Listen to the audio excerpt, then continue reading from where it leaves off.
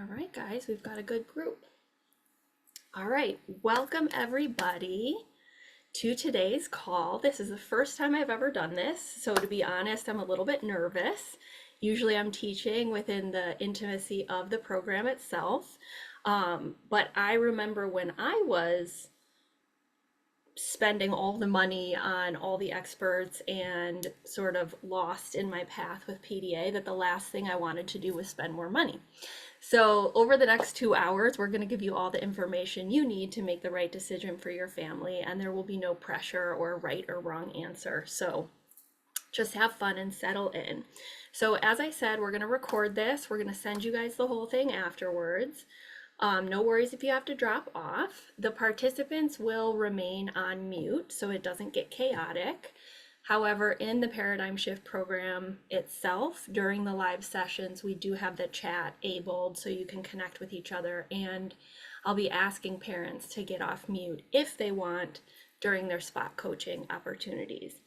And then I really want to introduce you, before I dive into my presentation, I want to introduce you to some team members here who also are absolutely key to helping me run the Paradigm Shift program and support you amazing parents. So first we have Donna Georgian, who is our resident teen and tween expert. She has raised two, I'm going to let her get off mute too so she can say hi to you. She has raised two adult women, PDAers, one of whom has a lot of other complex health issues. And she did this as a single mom, and she is the embodiment of radical acceptance and a lot of what I teach.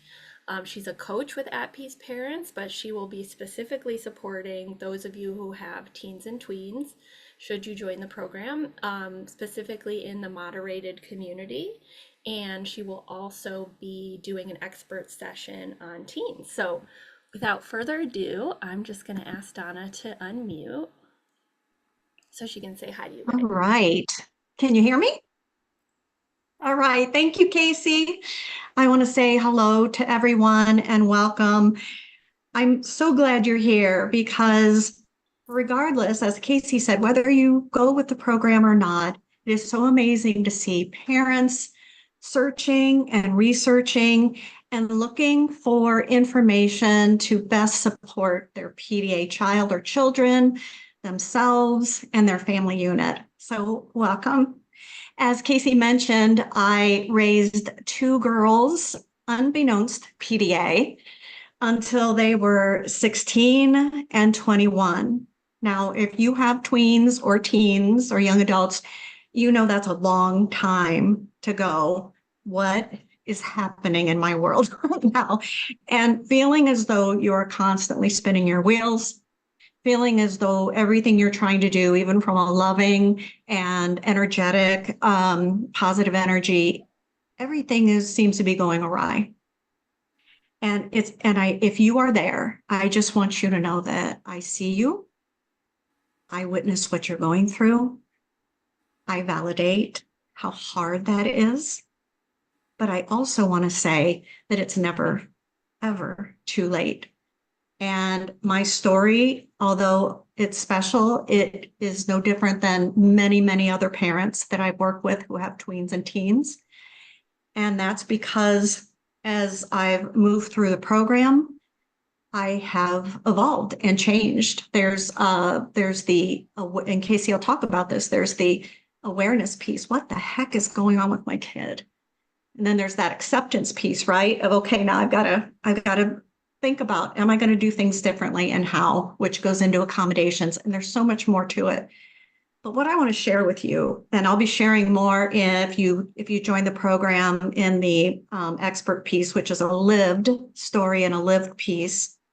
The trajectory has been wonderful for us. My girls will always, they are now, I think I mentioned, and if I didn't, they are now 21 and 25. My girls will always be PDA, right?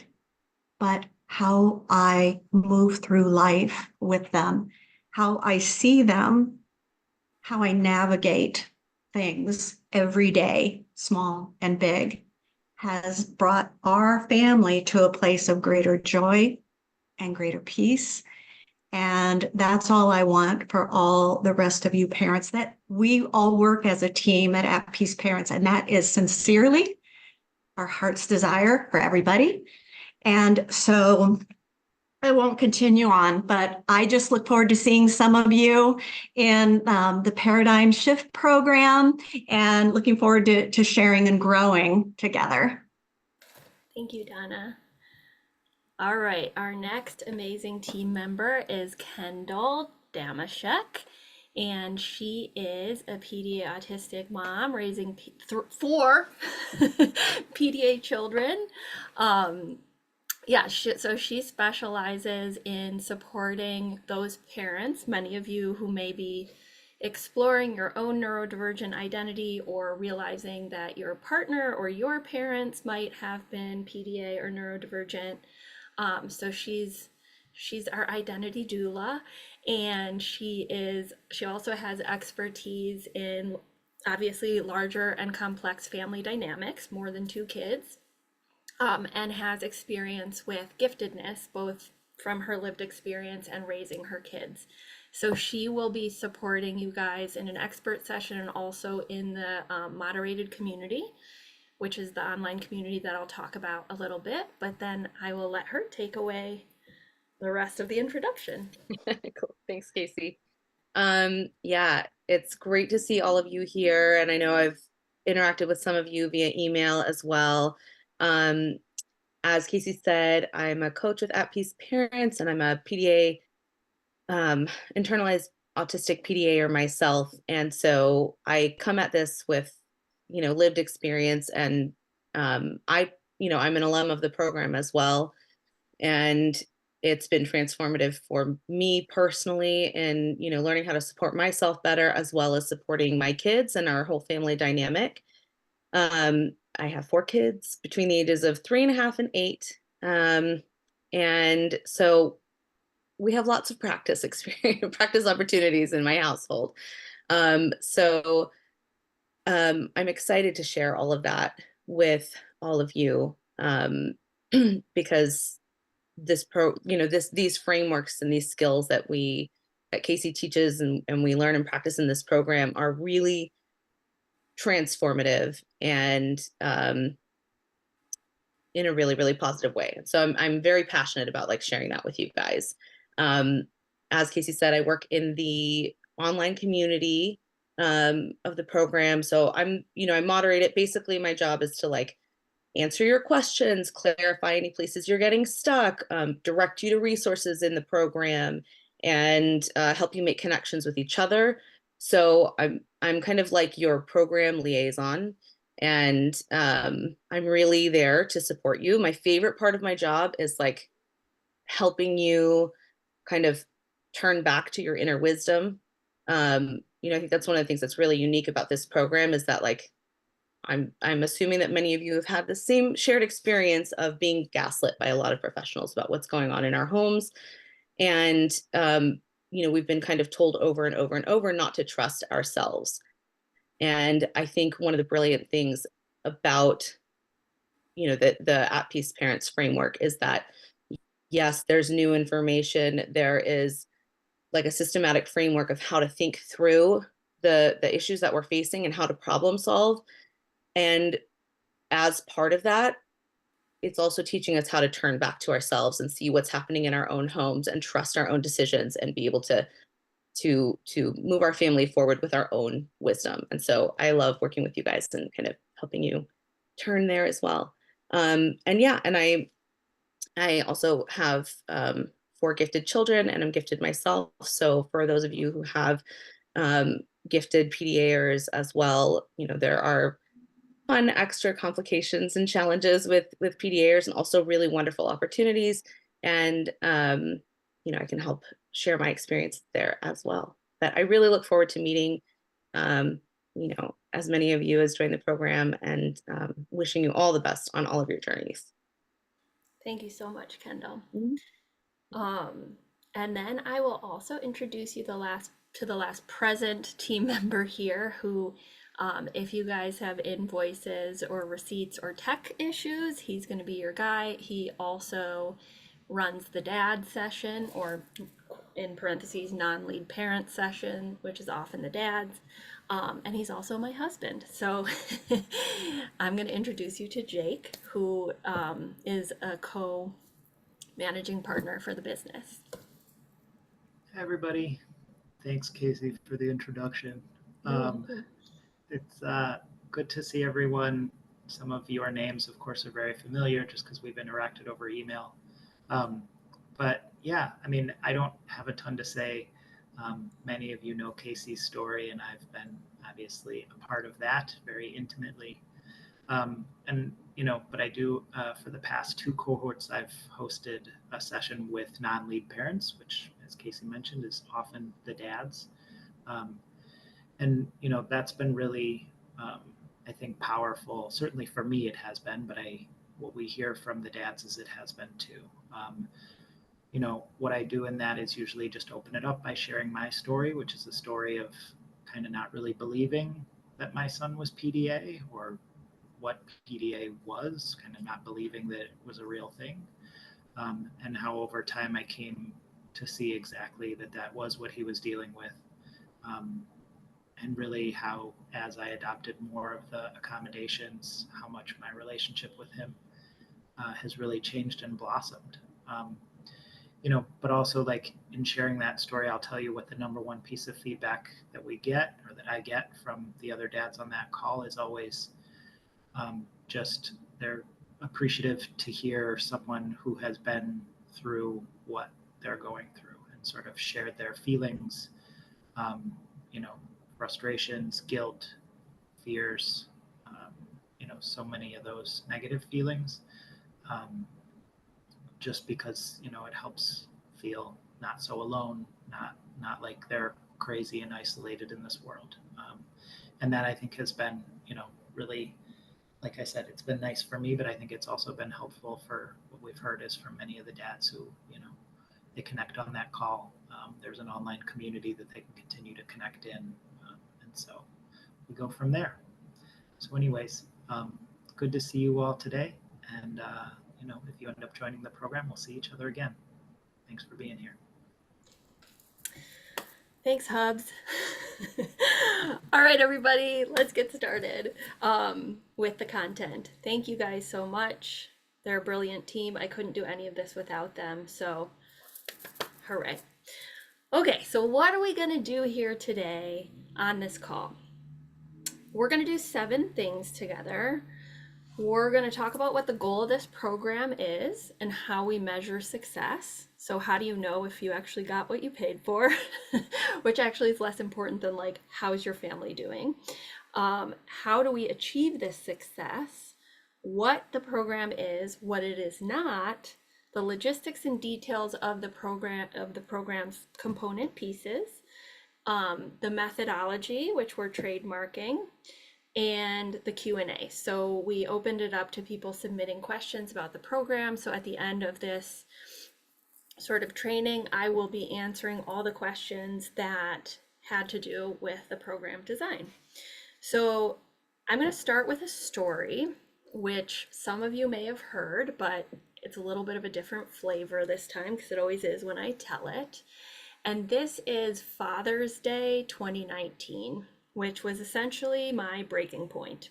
So I remember sitting in a yoga class and feeling guilty because I should have been taking the kids so that my husband could have the day off. And I was just sitting there in yoga class and I couldn't stop crying, which isn't normally what I do. And I was like weeping in yoga class, and I was feeling so strained and tense and frustrated, but also confused.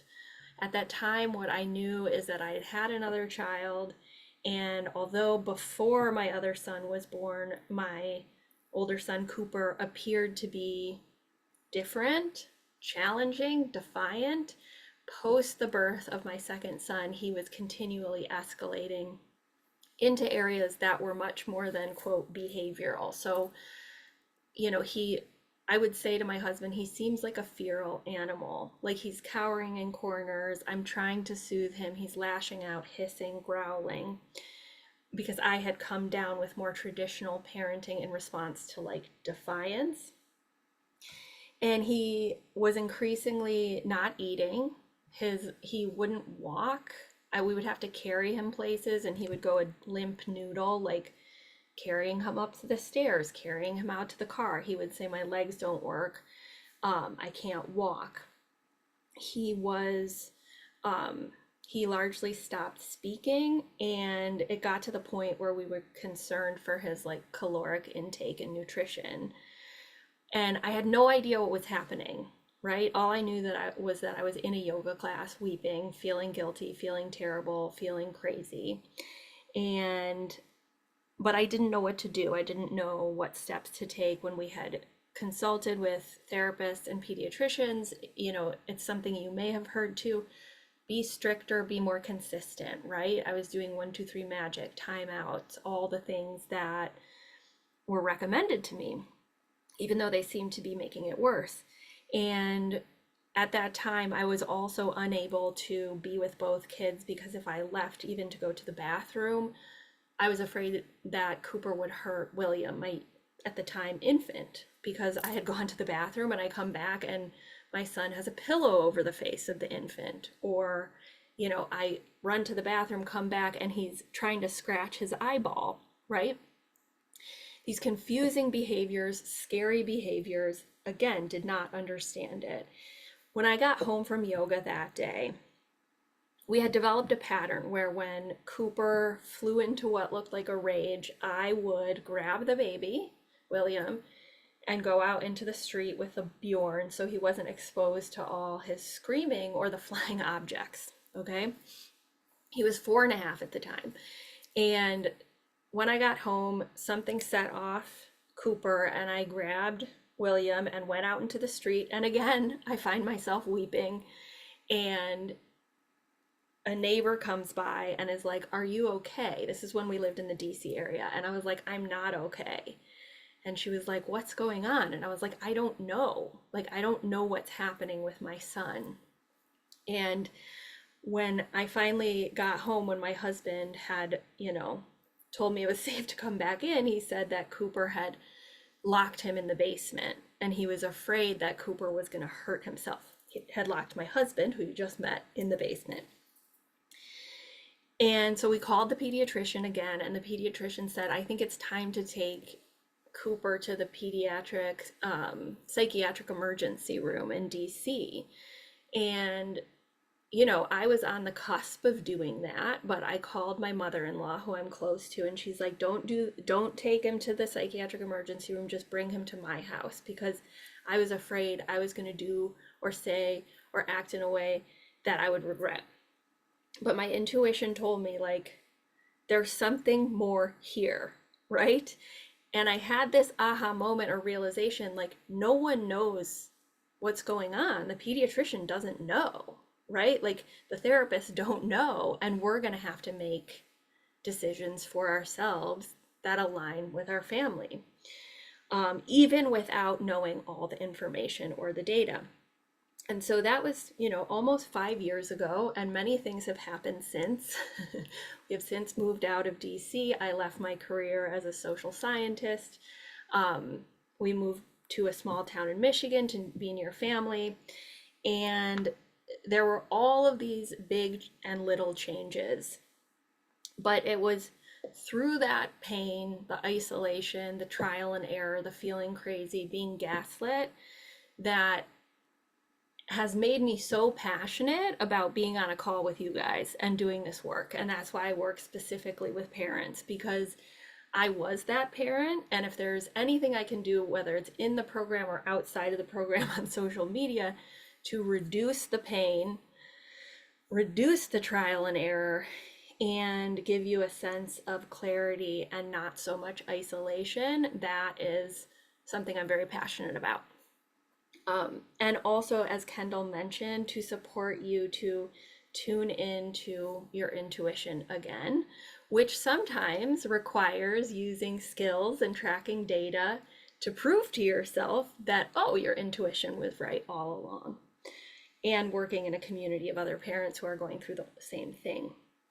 So this program is the culmination of my own trial and error, all my mistakes, all the dark alleys I want to keep you out of, all the research I've done into PDA neurodiversity, polyvagal theory, and the work and experience I have now with hundreds of families with PDA children between the ages of 3 and 25. Okay, so this will be the 8th cohort of the program. We run it 3 times a year. And what makes it unique is that one major thing that makes it unique is that I do bring back in my academic and social scientific background to bring you a spirit of objectivity, of neutrality, and of supporting you to make the right decisions for your family, rather than it being like these are the things you need to do, right? We're going to learn skills and tools and mindsets, but what you do with them is going to look unique to your specific family. And we're going to talk about that, and I'll illustrate it as well.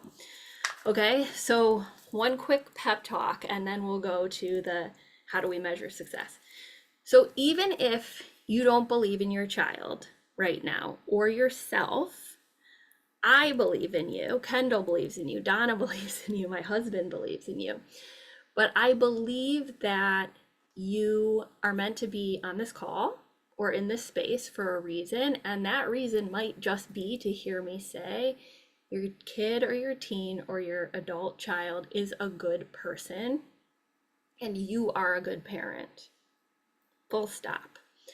Okay, so I believe in you, and part of what I hope to do is hold that belief even when you lose it for yourself, because I have lost it as a mother when I felt like I was just horrible at being a mom, and also saw my son kind of as a demon.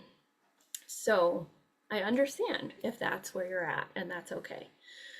Okay, so what is the goal of this program, and how do we know if it's successful? How do we measure success? So I'm going to talk about 3 different time horizons for you. The first one being 3 months. So that is the length of the program, the live program that we have together. So how do we measure success? First, the outcome that I want for you is improved mental health, empowerment and confidence, and healing some of the trauma that you've been through. Okay, that's the outcome that I want for the parents participating in this program by the end of the 3 months. What do I want for your child or children who are PDA? There's 3 outcomes that I measure success on, which are the following: cumulative nervous system activation and the behavioral expression of the nervous system disability. I'll talk a little bit about that. Felt safety and connection to you, and improved access to basic needs. Okay, so what does that look like for your child? The way this program is going to teach you to accommodate your child and shift your decision making so that the nervous system activation isn't accumulating to the threshold all the time, the threshold of tolerance, so that it's spilling over and you're seeing either violent behaviors or you're seeing your child controlling where you can sit, like knocking over their siblings' things where it's unsafe for siblings to be together. Or equalizing behavior, which is the controlling behavior that PDA children and teens engage in to get back to a place of perceived safety. Okay, so especially if you have an externalized PDAer, this is one of the first things that once we start implementing these tools, we're going to start to see come down, and we're going to measure it. Okay, the next is felt safety and connection to you, which we need to start seeing differently, right? So often if we're neurotypical or have been conditioned by neurotypical social norms, which I have, I feel connected to my husband when we go share a meal and have a reciprocal conversation verbally.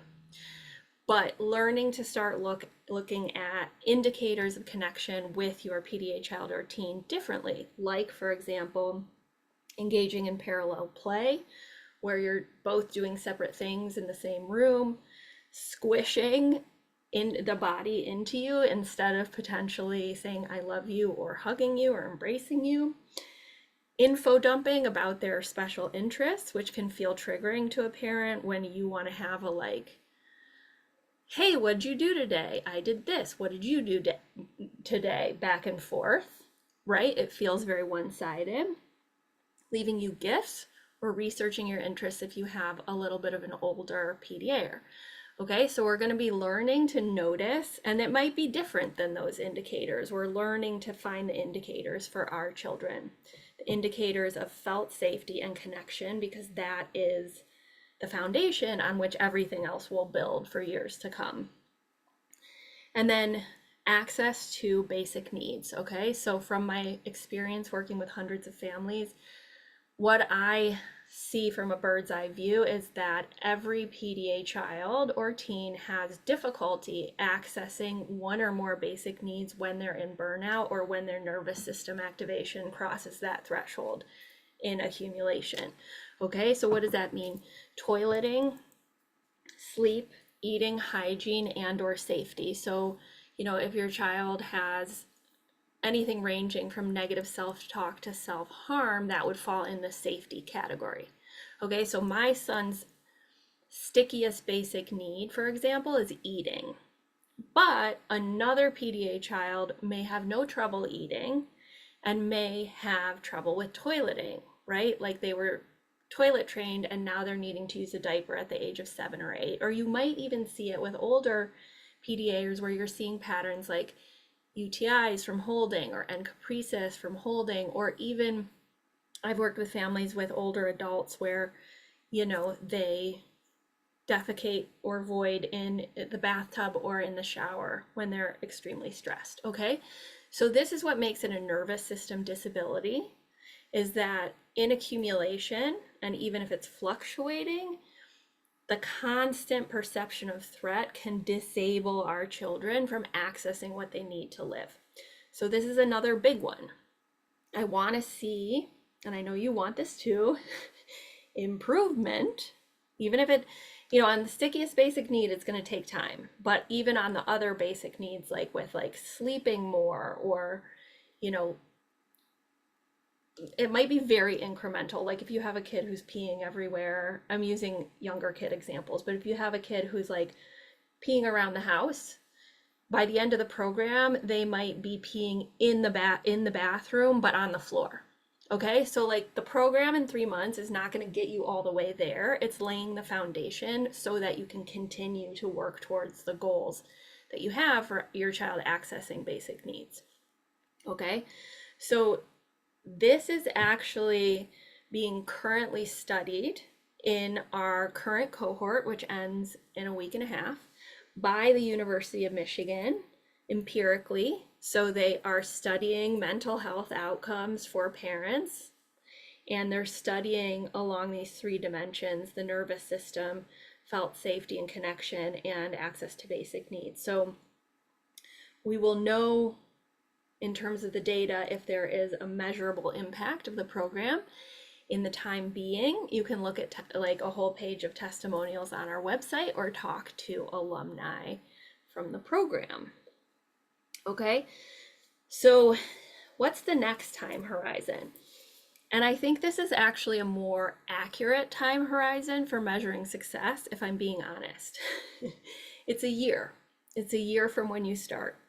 Okay, and this is when I get the emails from parents and their qualitative data. They're, I haven't measured it a year out, but they're things like, Casey, I can finally go out to dinner with my husband and my teen will stay home, and when we come back, he doesn't threaten suicide. Okay, so big deal. I mean, for our families, this stuff is a big deal. Another email I got was, I was looking at a picture of my son from a year ago, and I realized he had no eyebrows a year ago because he was so stressed. He was equalizing towards self and picking out his eyebrows, and now when I look at him, his eyebrows have come back. Another 8-year-old girl gained 20% of her BMI back after it was dangerously low and at 1%. other things like thriving in a neurodiversity affirming school and saying, I feel good in my body again. And then there's the internal stuff, which is, sometimes 8 months after the program. Casey, I realized my mom was PDA, and this explains everything about all my childhood experience, trauma, and identity and difficulty with people pleasing as an adult, right? Like, so there's the inner work too. And so this is harder to measure, but these are the types of things that shift, right? I've had families go through the program, realize their own identity as PDA, starting a nonprofit for neurodiversity, a PDA affirming school, a different career. Okay, so it's your child, but it's also, to be honest, designed around you because you're the catalyst for change. Okay, then my last time horizon is 10 years from now, and this is a personal goal. So my goal 10 years from now is for you to say, this is the best money I ever spent because it changed the trajectory of my child or teen's life for the better, and I didn't have to buy anything else afterwards because it gave me all the things I needed. So only you will know that counterfactual, but I'm providing your tools for the long game, okay? So how do we achieve this success? How do we do it? There are 3 things that I plan to deliver to the people who join the program, which are first, clarity, second, refinement and deepening of skills, and helping you find your unique path towards peace and your child thriving as the best version of themselves, even if it looks really different than Sally in the PDA support group or your friend down the street or whoever it is. Okay, it should look different because it's your life. It should look different than my life because we're all finding our path. Okay, so what do I mean by clarity? And I'm going to talk about this a little bit when I go into the methodology. What this program will deliver you, and if you do the program, I can guarantee that it's going to do this. Like, I feel very confident. Like, if you actually watch the program and consume the materials, even if you don't attend the lives, it's going to give you clarity. Okay, what that means is it's going to give you the opportunity, and it's probably your only opportunity, to be frank, to consistently and clearly and systematically look at things through a singular lens, which is the PDA lens. The logic of that lens being, anytime the survival brain of your child, your PDA child or teen's brain perceives, okay, so that's pre-perceptual even, so we can say neuroceps, before they cognitively know it's happening, and it can be happening when they're having a good time, they can be perceiving threat. Anytime this part of the brain perceives that person or situation is putting itself above me, or I don't have freedom, autonomy, and choice, therefore, brain, tell the nervous system to go either down the mobilized pathway, which is fight flight, or the immobilized pathway, which is shut down. And there's hybrid states as well. And in doing so, we're going to start looking at the behaviors as nervous system responses and aspects of the nervous system disability. Okay? This does not mean that your child doesn't also have other things going on, right?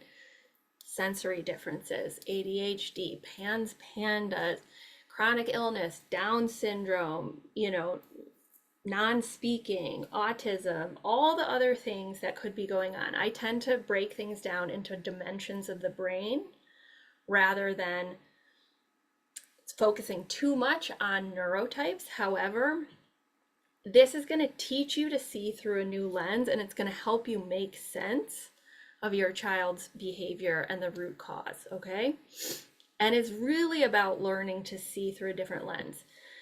At the end of the program, I will feel successful if you, and I hope that you will feel successful if you can identify, oh, this is more a PDA response, whereas this is generalized anxiety. Oh, there's generalized anxiety even after we've done all this accommodation.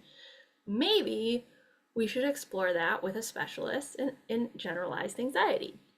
Okay, so this is not a binary thing of like, this is the philosophy and you need to only look at it through this lens. It's a skill, right? And we're going to get you clarity, because often we have to be the ones to clarify and teach for those around us, unfortunately, whether it's teachers, whether it's therapists, family members, etc.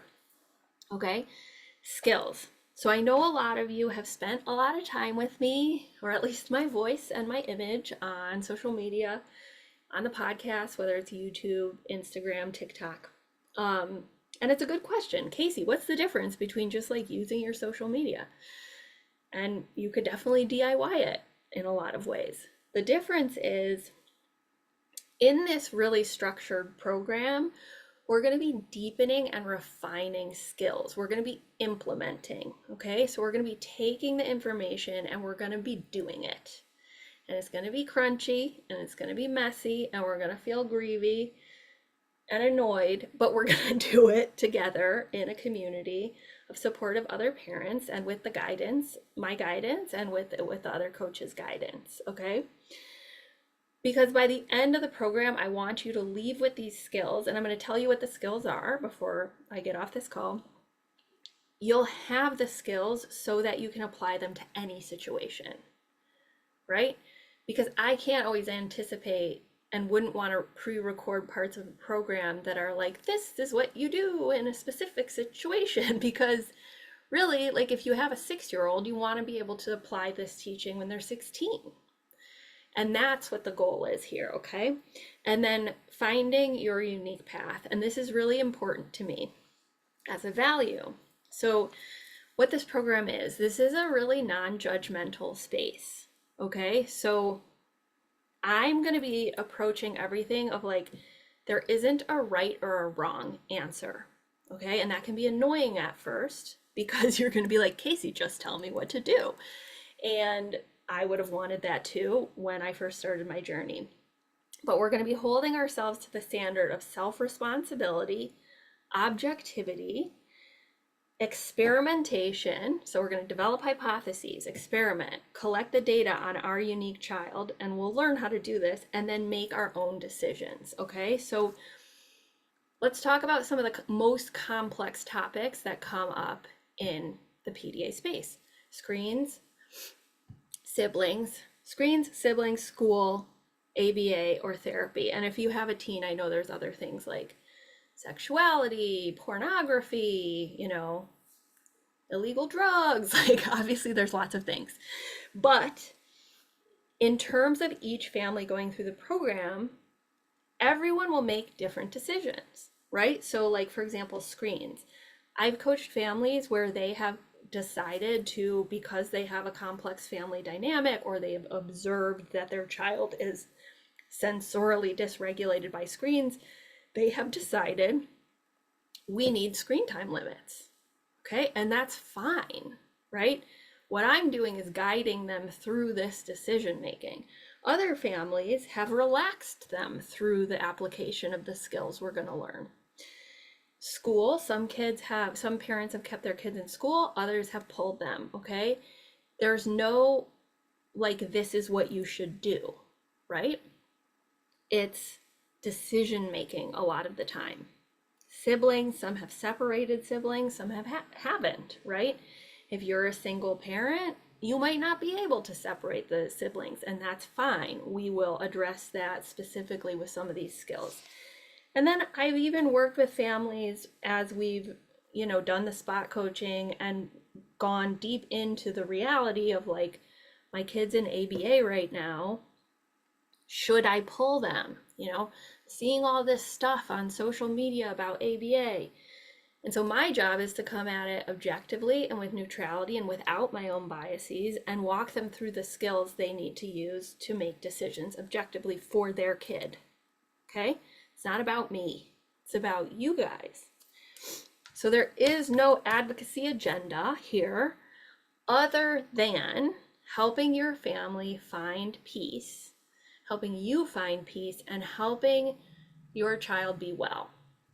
Okay, I have had a very small handful of families some of whom I'm still in touch with, and it's no big deal, who have decided, you know what, either accommodations for the birds, and I'm going the exposure route again, or, you know, we did the accommodation as far as we can, and now we're introducing more behavioral stuff and exposure because they're in a different place with their cumulative nervous system activation. There's no, like, you don't have to hide that, right? Like that's not like what this is of like, you have to do it this way or else you're doing it wrong. It's just giving you clarity to make decisions that are right for your family. Okay, so that's what the program is. What it's not an online support group in the traditional sense, okay? So I've designed this program to be like the foundational college course of everything you need to know and learn and practice. So think of the moderated community more as like a discussion section, right? Where you're working with the material, you're experimenting with, you're like, oh, what was this skill? Of course, there is a section for emotional witnessing, like a circle in the moderated community. And of course, emotions are going to come up, but we're not doing like emotional dumping just to dump. We're actually like implementing and trying things and taking action. So I keep really tight boundaries around things like projecting onto other parents because they're doing it differently than you are, or like just dumping in the space, because that's one of the things that I found least helpful in the online spaces when I was trying to learn and change to support my PDA child. Okay, so the moderated community is a space for learning, growth, exploration, connection, and curiosity. Okay, also, and I say this with love, but please take this seriously, this is not a crisis intervention space. Okay, I am not a clinician. I am not in the medical field. We are not therapists. You need to, in order to be successful with this program, you to a degree have to be able to use your thinking brain. Okay, so if you're in a space where it's just like pure chaos and you can't implement or go through the materials, like with all the love, please don't invest in the program, because you know you're going to end up emailing me and I'll end up refunding you. I would rather you just not like go through that. So you need to be able to problem solve. You can go as slow as you want. The pace isn't important. There's autonomy with how you engage with the materials. I have some families who purchase, you know, a month before the live program, and they're already done with all the pre-recorded materials when we start the lives. I have other families who don't finish for a whole year, right? The pre-recorded materials. It's totally fine. There is no one pace. It's just whether or not you can actually engage, okay? And then I want you to ask yourself the following questions. Am I ready to commit to taking action and implementation, right? Because what makes this program powerful is actually changing things, right? Getting unstuck, trying different things. And when we do that, triggers come up. Like you're gonna feel grief. You're gonna feel frustration. And we're gonna hold that, but like you're not gonna avoid triggers if you're making actual transformative change, okay? And then the other thing is, am I expecting Casey or this program to give me a magic bullet or change things that she can't? Like the public school system in the US or the way that the PDA nervous system works, right? Like none of us can change those things right now. And what we're focused on is stabilizing your family so that a year or two from now, you can focus on changing the US public school system from a place of groundedness and not burnout, okay? Yours or your child. Okay, and finally, this isn't a one size fits all in the sense of like, I'm gonna give you a framework, you apply it, and then like, voila, your kid's out of burnout, they're back in school, and all life is unicorns and butterflies. So that would be a lot easier for me to teach, and it would be a lot easier for me to sell. But it would be totally out of integrity because it doesn't work. It doesn't work to have a like, do this, then this, okay? Because that's not how relationships work. And at the core of this program, it's the connection with your child, the felt safety with your child, and your ability to support them to get out of their burnout and their cumulative nervous system activation, which will be different for each kid. Okay, so my goal is to put myself out of business with this program, meaning that you don't need to keep taking programs from me or buying things from me or from other people. It is meant to be a one-time investment. And then finally, life is still going to be messy. Even if you take this program, it's still going to include trial and error. But what I want you to feel is that whatever comes up, you'll have the skills to address it with competence, to take the next right step for your family. Okay, how are we going to do this? What are the logistics? There are 85 short lessons that are pre-recorded, and they can be viewed as videos or listened to as podcasts. They all have captions and transcripts, so you can consume them however you want. It's self-paced, that portion. They are separated into modules. And every week I will do a live session that will be about 2 hours. And you guys will submit questions if you want through the program portal.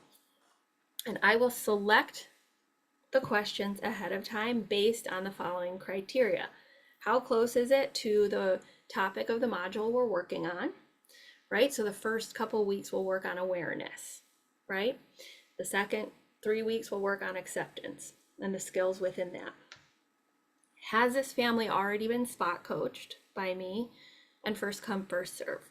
So I want to be completely transparent and tell you that not every question submitted will be spot coached by me because it's a large group program. And what the spot coaching is meant to do is to illustrate how to apply these skills to your unique family. The good news is that we have a repository of all the questions and spot coaching that has ever occurred in the Paradigm Shift program in the form of a private podcast. It's anonymized, but you can listen to every other spot coach, so you can search on questions in case yours isn't answered. Okay, so it basically has any question you can think of. It's an ever-growing repository, and as an alumni, you will continue to have access to that. And so like every cohort, as soon as we edit them, there's going to be a whole nother bunch of episodes. Okay, so it's an ongoing resource. You also have lifetime access to all the pre-recorded materials. There are 48 PDFs to share with your care team, so you don't have to explain everything, meaning teachers, doctors, therapists, whoever you want, as long as, and please do listen to this. This is not a program for you to use in order to become, like, to take the materials and sell them as your own in a coaching practice or as a business or an income generating activity. Okay, this is specifically for parents, and even on the waitlist submissions, we are clear with people that this is just for parents. Okay, so if you're a psychologist or a therapist or a doctor, no worries, but just please don't use my materials in order to do your own income generating activities, because it's happened before. So just saying that, if that's what you had in mind, not a great fit. We'll have live bonus sessions with experts. We'll have a nervous system healer to support you to learn some tools, a doctor on responsive and trauma-informed feeding, an expert in unschooling, a PDA autistic adult on sleep and PDA, dad session, teen session, 2 PDA autistic adults, a psychologist, clinical psychologist to talk about couples and parenting PDA. So lots of great bonus sessions. I'm not going to shove them all into the 3 months, which is what I've done in the past, but rather make them accessible as alumni throughout the year. so you can come to the live session, because what we've found is that it's too much live stuff for 3 months for parents to consume it all. So we're always adjusting based on feedback. Okay. All the pre-recorded materials that we offer, so you get 2 unique logins for you and another parent or another caregiver or a grandparent in the price. It also includes 2 grandparents added to the grandparent course and 2 therapists added to the therapist course. Okay, so we'll do the admin on that, and you can just put in their names and emails, and we'll do the back end of that. The moderated community, okay, so that is, we have different circles. It's in the Kajabi platform that we use. It's not on Facebook or Voxer or anything. It's on our web platform called Kajabi. And it does kind of look like Facebook, but you don't have to log into Facebook. So you met Donna and Kendall, who will be moderating. I will be popping in there probably once a week with reflection questions. But that is a place to connect. In the last cohort, we had like a UK circle, we had an Australia circle, we had a parents of trans and gender expansive and non-binary PDAers circle. So we're open if you have like a subset of parents who want to do a circle to connect with each other in the moderated community. And then yeah, you will move into, we're currently beta testing an alumni community. So currently we're doing a beta test for a year where you'll move into the alumni community and you can connect with previous cohort participants. But we're beta testing that right now. Okay, so you would access that for at least part of the beta test. It's going well, so we'll see. All right, last part is the methodology, and then we'll get to the questions. Okay, what is the methodology, Casey? I have developed what's called a 5A framework, and I know this is a lot of information. We're doing good though, it's only 1:55. Okay, we're doing good. So this is being trademarked. It's something that I've developed through the work that I've done with parents, with the hundreds of families now probably crossing the 1,000 threshold, only families of PDA teens and children. Okay, so what are the 5 A's? The first A is awareness. The second A is acceptance. The third A is accommodations. The fourth A is affirmation. And the fifth A is advocacy. And within each of these modules, we have a bunch of lessons, okay? And so within each of these A's, there is a skill or skills that we're practicing and refining and deepening. So let's take module 1, which is awareness, okay? So I spoke a little bit about clarity when we're learning to put the PDA lens on, okay? So there's 2 primary skills in the awareness module, which is like learning to put on the PDA lens and see through it, and the sacred pause, okay, which is more for your nervous system. But let's give an example of what do we mean by putting on the PDA lens. I'll use an example from the previous cohort that was in the moderated community. And we have a circle where it's like aha moments, where parents share aha moments. And so in the last couple weeks of the program, the mom shared her aha moment about realizing that she had been looking at all of her son's behavior through a sensory processing lens. And so much of it didn't make sense through a PDA lens. And so she was explaining how, you know, her son always refused to put on shoes. He would like kick them off, kick her, throw them out of the window in cars, like definitely did not want to wear shoes, right? And so the inference was the shoes feel bad on the feet, right? It's a sensory thing. And so she was nervous about taking him skiing. And she was most nervous about the boots, because if sneakers are hard from a sensory perspective, then ski boots are going to be really hard. But what happened? He had no trouble with the ski boots. he loved the ski boots and he loved skiing, right? Through a sensory processing lens, that doesn't really make sense if we're thinking, oh, there's tactile sensitivity in the feet. But she had put on her PDA lens and used it consistently and practiced the skill, and she realized, oh, it was actually the perception of a loss of autonomy and me expecting him to put on shoes and society expecting him to put on shoes that activated his nervous system and made him reject shoes. But when we were going skiing, we had the other component piece of novelty, sensory intense experience, and dopamine, which overrode that because he was excited. So he was like, sure, put on the boots, right? So one of the frameworks is like, what are the 4 scenarios that are most regulating consistently to a PDA, which is another safe nervous system, screens, sensory intense experiences, novelty, and dopamine, or a special interest. Okay, so she used that framework to give herself clarity, right? That was her aha moment. And it seems obvious when we look at it looking back, but like, it took me a couple years to be able to really ground down into the logic of PDA and see everything through that lens first. Okay, let's give another example. I'll use an example from my own life. Non-PDA autistic example. If your child has been diagnosed with autism, or perhaps like my son, he wasn't diagnosed at this point with autism or as autistic,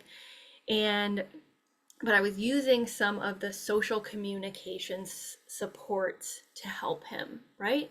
So during the pandemic, I was homeschooling and I was like, oh, transitions are hard for him. So I'm going to set up all these social communication supports, right? And at the time, remember, he wasn't speaking very much. So I was like, okay, I'm going to do all these laminated schedules. And I'm going to move the little laminated caterpillar between the like snack time, and then we're going outside for 30 minutes, and like I'm going to give him a visual so he understands like how we're moving through the day, right, to help with transitions. And I'm going to communicate really clearly first then statements through that social communication lens. What happened? It made it harder for him, right? Because the root cause wasn't that he didn't understand what I was saying. It was that there was the expectation of like, you do this, then you do this, and I'm deciding. And it's like, what's the exact thing that activates the nervous system? It's that, right? But at the time I was like, why isn't this working? Right? And I had tried to hire a babysitter who was a special education teacher and had all these amazing like, you know, sticker charts and like all these things to support a kid who had trouble with transitions. But my son was fighting tooth and nail, not because he didn't understand the communication, right? He was fighting tooth and nail because his brain was perceiving threat around the lack of autonomy. Is this making sense? Okay, it doesn't mean he doesn't have sensory issues or social communication differences. It means what's the first lens we're looking through and what's overriding everything else, especially if your kid's in burnout, okay? And then finally, we have the ADHD or the executive functioning lens. And I actually think my son is both ADHD, PDA. He also has generalized anxiety, but I couldn't see this clearly at first. What did he look like? Manic and constant motion, hyperactivity, couldn't focus, couldn't engage on anything, constant motion. If he wasn't asleep, he was like a whirling dervish. He still kind of is. But I viewed that as hyperactivity and ADHD. But the more we accommodated, the more the hyperactivity and constant motion came down. And I realized through the PDA lens, oh, that was fight flight. That's fight flight in the house. Right? It's not that he's incapable of focusing. So it's just a tool that you can train yourself in to understand the root cause so that you can support your child through the accurate lens, okay? And this program gives you the opportunity to do it for 3 months. And at the end of the 3 months, you're going to see things more clearly because you're going to have the opportunity to collect data on what shifts and what doesn't shift, okay? So that's the skill we're gonna work through in module 1. And obviously, like, you're gonna bring all the questions and we're gonna talk about them. Like, what's the difference between trauma and PDA? And like, I do have lessons about that, but like, we'll work with your specific questions, right? But I'm gonna be teaching the PDA lens. And interestingly, our second to last live with the current cohort, I actually had to tell a mom to take the PDA lens off. I was like, remember, it's just the lens, right?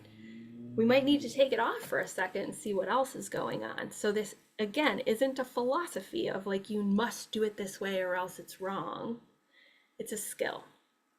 Okay, next module, acceptance. This is the core and the heart of the program. It's the most challenging to get through, both for you guys and as a teacher, because it brings up your triggers and I don't like to upset people, but this is what will get you unstuck. So I'm actually going to teach this skill in a very light way and illustrate how I do it with parents. So you can see if like you want to do this, because this is what we do. Okay. So again, what are the most complex topics in the PDA space often? Siblings, school, screens. Okay, so if we're talking about complex topics, there isn't one answer and there isn't a solution. There are only decisions. And what we want to do is develop the understanding of the logic of your kid's nervous system, track the indicators of how they're doing, and make informed decisions based on that using cost-benefit decision making within constraints. Okay, so when I'm saying cost-benefit decision making, I know you guys are all like smart professional people and you're probably like, oh, like financial benchmarking, or I'm an economist, so like I know how to do this. It's a little bit different in the sense of like, there isn't like always a clear, like this is the right one, right? It's just a tool to help you see, frankly, the limitations of what your choices are. Okay, so there's 3 things that we do. The first key logic is you are always activating or accommodating your child or teen, your PDA child or teen. This is the logic from a parent perspective, or even a teacher or a therapist, but we're just parents here. There is no in between. You're activating or you're accommodating. There's no gray space. There's no yellow zone. It's just activating or accommodating, okay? And then with that understanding, we can see clearly the cost and benefits of different decisions. And I'm going to illustrate this for you with 2 real cases that I've anonymized. Then we have to place the cost benefit of the particular PDA child or children within the family cost benefit and the family system. Okay? You as a lead parent, do you have childhood trauma? Do you have your own neurodiversity? Are you PDA? Do you have relationship trauma? Right? So your nervous system counts. Your nervous system counts. So does the nervous system of the siblings. Like, for example, my son, William, who for a long time I was like, is he PDA, or does he just have trauma from living in this household, or is he anxious, or all of the above? Okay? So his nervous system matters too. And so does the co-parent, even if they're not the lead parent. And then we look at the constraints. Okay, constraints are things we can't change, at least in this current moment. These may be completely not changeable, right? Like in the current moment, right? Like if you're a single parent, maybe you'll find the love of your life within a week of joining the program, but we're going to treat it as a constraint, okay? If you're a single parent, if you have, it's different to have one PDA kid versus having a family of 5. These are different constraints. Your finances, where you live geographically, if your child has other medical issues, right? Like sometimes we have to activate the nervous system of the PDA in order to ensure their health, right? Because they have to go to a doctor's appointment, they have to take a certain medication. Your child may be from a marginalized identity, right? The cost to your family of public non-compliance may be higher than a family like mine with, with a different degree of privilege. Okay, so these are things that we will not shy away from, that will go deep into using the cost benefit decision-making framework with the individual families as they bring it up to me, not me being like, we're going to talk about this, right? So whatever parents bring to me, I meet them where we are and we use the tools. Okay, so this is also a portal to radical acceptance, because you're going to start to see that there isn't a magical option C. And I know that's what we're all searching for. And I was searching for a very long time, right? Especially on siblings.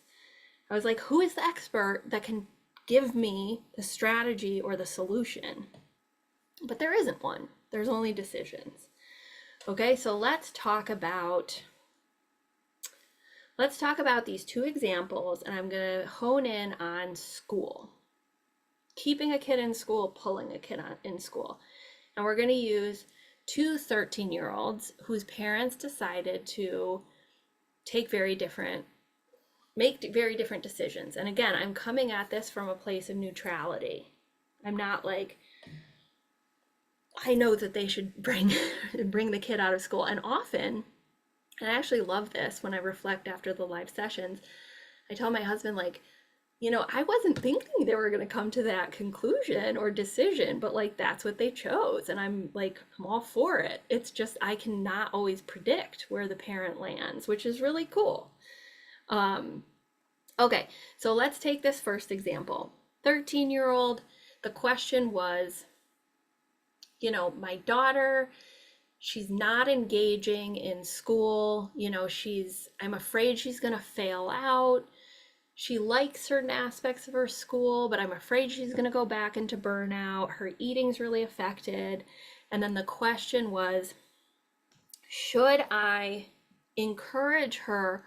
No, it was, how can I encourage her to see that a private school would be the better option for her?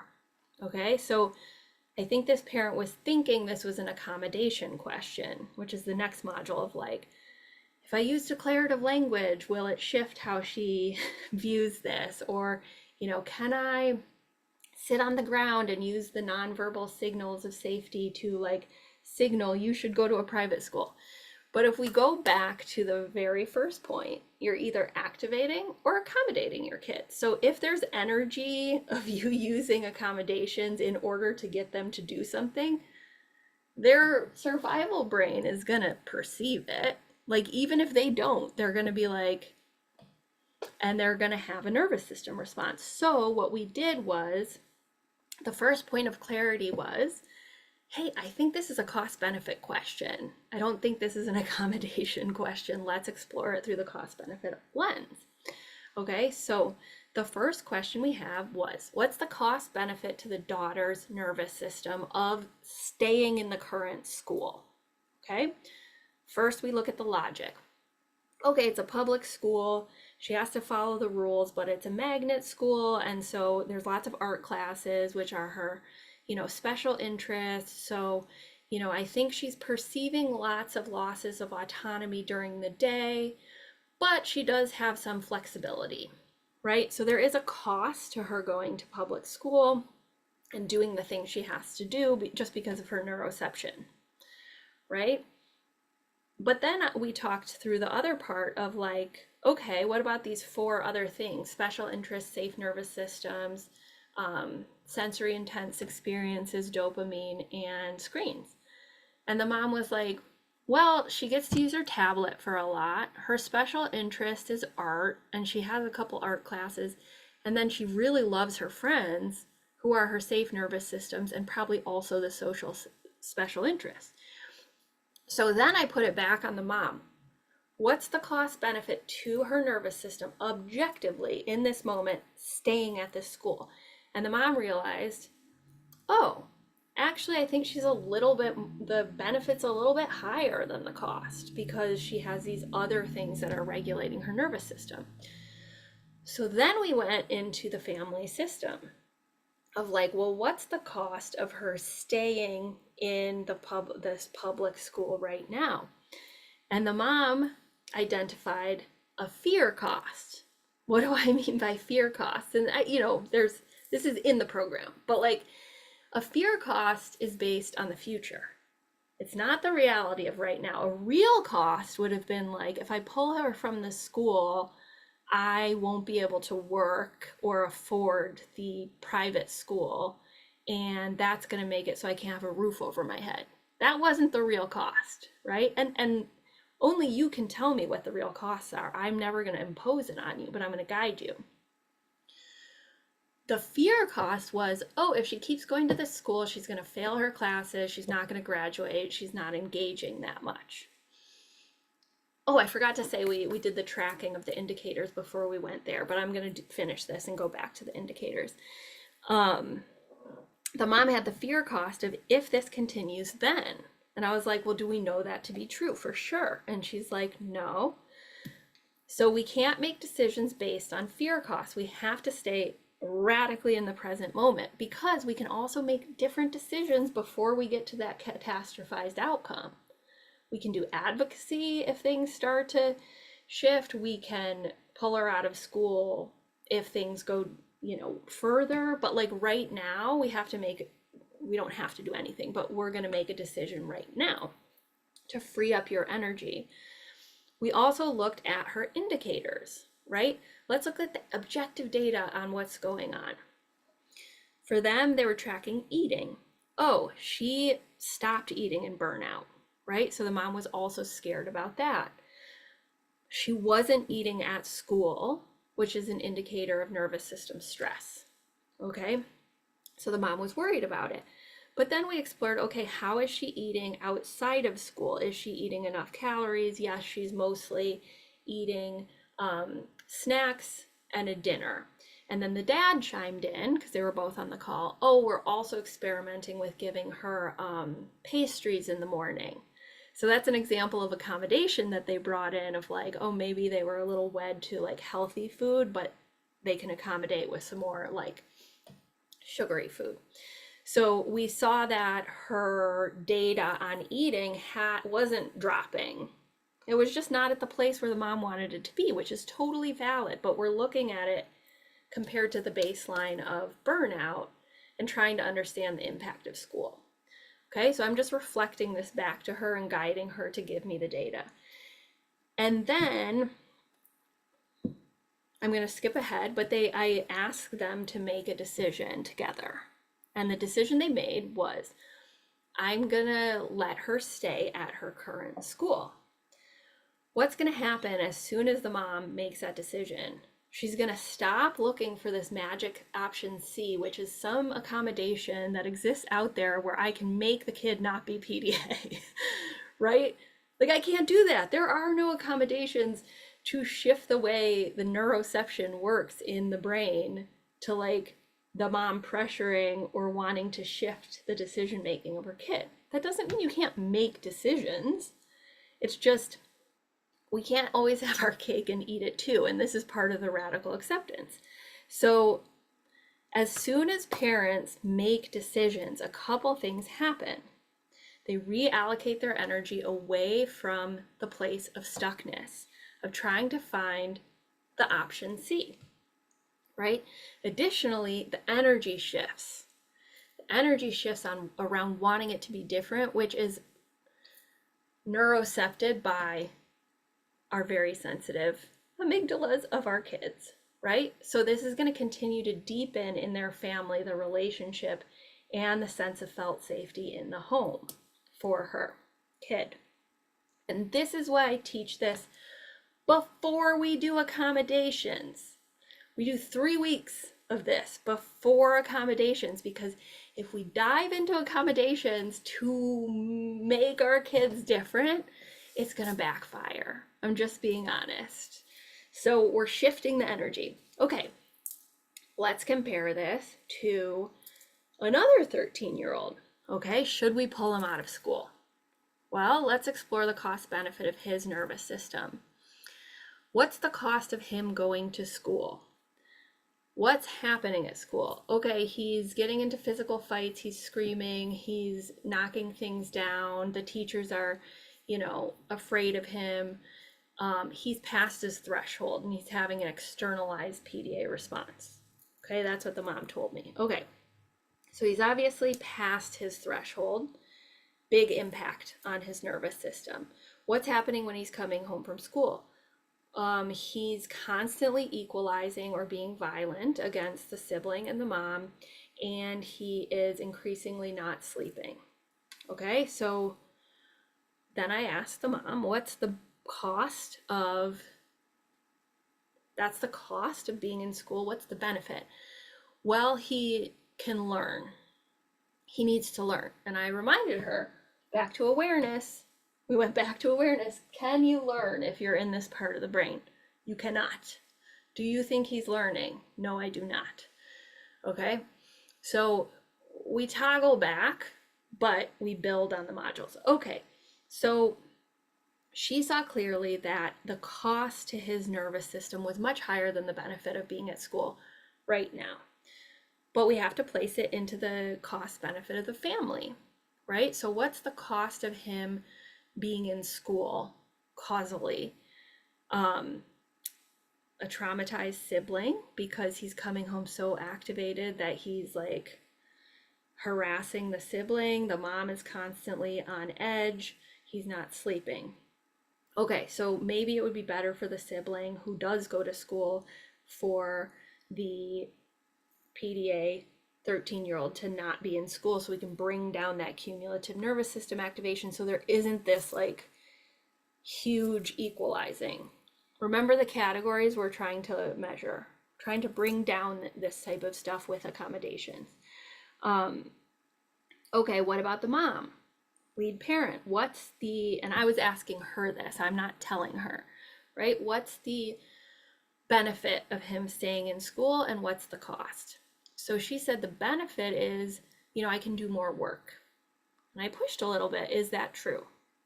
Can you do work when this is happening? Because you said earlier in the call that, you're getting constant phone calls, you and your husband are having to come pick him up, that he's really only going to school 3 hours a day, a couple times a week, and that you're living in fear.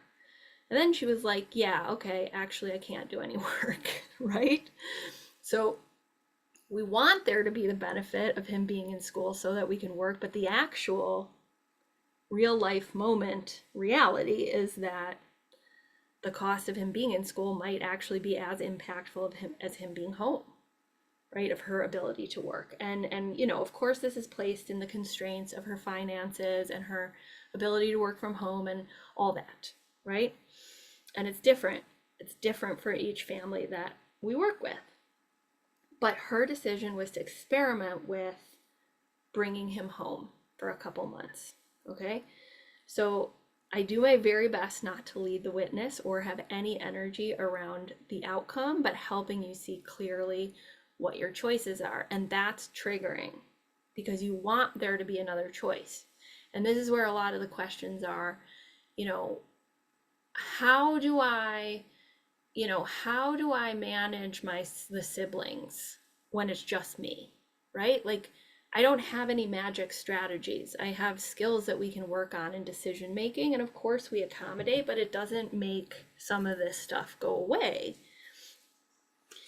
And if we see the choices and we don't like them or like we can't accept them, then we can always revisit our constraints. And if we can't, we deepen our radical acceptance. But this allows us to find resourcefulness and creativity within constraints. The first step to transcending your limitations is accepting them. That's what I believe. Okay, grief will come up during this module and during these weeks that we work together. Okay, module 3, a little bit less triggering. Module 3 teaches the following skills. Teaching you how to measure and track progress. So for example, we spent an entire live session working, spot coaching a family to actually recognize the data that they could measure based on their narrative of their child, because sometimes it's hard to quantify. There's a workbook in there to help with that, but I'm there too. And then the 12 primary accommodations that we can use to support our kids' nervous systems. Autonomy, equality, lowering demands, humor, play, strewing, communication, accommodations, of which declarative language is a part, but not the totality. Nervous system safety through nonverbal signals. So I'm bringing in my expertise from polyvagal theory. I'm currently in a certificate course for that. So I'm bringing everything I learned to the cohort. Novelty, dopamine, sensory seeking accommodations. And then we have 3 responsive accommodations, which are diffusion, de-escalation, and risk mitigation. Okay, so these are all lessons, and these are all, there's a bunch of lessons with examples. I'm not going to go through all of that now because that would be what we would do in the program. Module 4, super important. It's building on everything we've learned up until this point to support our children to have a healthy self-concept. Okay, so self-loathing is a major problem among these children, obviously. We're going to build on these skills to very slowly introduce naming the bodily sensations of the nervous system and creating more language around how to talk about the nervous system. And we're going to separate it from identity conversations, and we're going to separate it from previous diagnoses. So if your kid has been stop talking, or I don't want to talk about it, or just shut you down on any even minor attempt at talking about identity or nervous systems, this module is designed to support a do-over. And that's not to make anyone feel bad. It's just we're going to start from scratch and view it through a different lens, the PDA lens, and we're going to really come in indirectly, and we're going to plant seeds over the long term. And this is what I've found, especially with all my coaching clients, to be really supportive towards moving towards better self-concept. And these are these are some of the skills we're going to be developing in module 4. Module 5 is advocacy. So we're going to flip the script on what we think advocacy is, which is often oriented towards making other people believe things that we believe. And so with the foundational understanding that we cannot control others, we are going to really continuing to focus on cost-benefit decision-making, nonviolent communication with example scripts, boundaries, and pruning people who don't need to be in your life, right? Who don't deserve to be in your energy field. Okay? And then we're going to talk about why it's so friggin' hard to set boundaries and use nonviolent communication to make requests and to prune people, because I'm just going to say it, I see patterns, and I've worked with hundreds of families, and I am a parent myself, and I have a very, very, very small minority of parents who did not fall in the continuum of at least anxious and a little bit of people pleasing, all the way to autistic, PDA, neurodivergent themselves. Okay? And especially if you have a fawn response, this is going to be a tricky section, but that's why we're going to practice and support each other. Okay? Because it's really hard to set boundaries when you have a nervous system response to upsetting other people. Okay? So before we get into the Q&A, I'm just going to tell one more story in our lives, and actually it's my husband's story with Cooper, my PDA son, but it's going to illustrate how we still use all of this day to day. Okay, we still go back through the 5A framework and these skills to help ourselves when something arises that we're we don't know what the fuck to do. Okay, so for example, my son has not seemed to be interested in sports at all. And both my husband and I went through the acceptance of maybe he's not going to be into sports, and that's okay. And even though we played sports growing up, like maybe throwing a football in the backyard just isn't part of like the experience we're going to have, and that's okay, right? And then, you know, as time goes by, in the last year, my son played on a flag football team, which was just once a week, and he loved it. And then he's like, I want to play tackle football. And of course, we're like, are you kidding me? Like, PDA or not, I'm like, concussions, like it's too intense, like I don't want to do this. But he keeps bringing it up, keeps bringing it up. We're in occupational therapy, he's bringing it up. He's trying to convince Jake, he's trying to convince me. And I'm like, let's reevaluate this like through the PDA lens. Okay, let's look at this clearly and let's use these skills. So through the PDA lens, we're like, competition, it's going to be super activating. Like he's not going to be the best kid out there. He's going to be activated. He's going to have to follow the rules. He's going to be activated. But then we're like, well, but it's his special interest currently, and it's super intense sensory experience and dopamine, which he loves, and it's novel, and he loves other kids and they regulate his nervous system. So we don't know exactly. It could be a wash. But let's experiment, right? So there's also the value of experimentation. Let's experiment and collect some data, okay?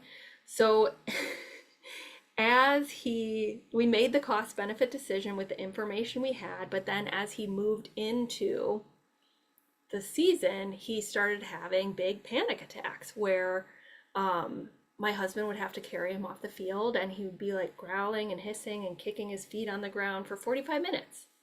Right? And my husband would like pick him up, carry him off the field, sort of bear witness to him having this 1 to 3 times a week, right?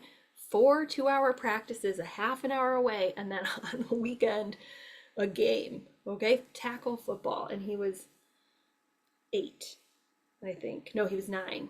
How old is he? No, he was 8. He was 8 when he was doing this in the fall.